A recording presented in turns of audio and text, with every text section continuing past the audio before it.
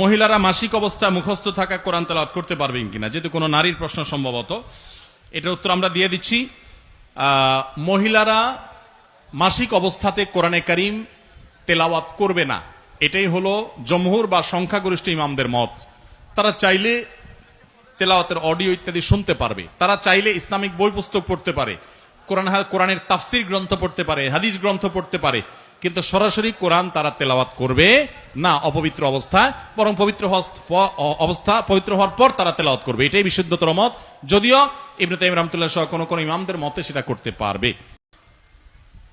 মহিলারা মাসিক অবস্থায় মুখস্থ থাকা কোরআন তেলাওয়াত করতে পারবেন কিনা, যেহেতু কোনো নারীর প্রশ্ন সম্ভবত, এটার উত্তর আমরা দিয়ে দিচ্ছি। মহিলারা মাসিক অবস্থাতে কোরআনে কারীম তেলাওয়াত করবে না, এটাই হলো জমহুর বা সংখ্যাগরিষ্ঠ ইমামদের মত। তারা চাইলে তেলাওয়াতের অডিও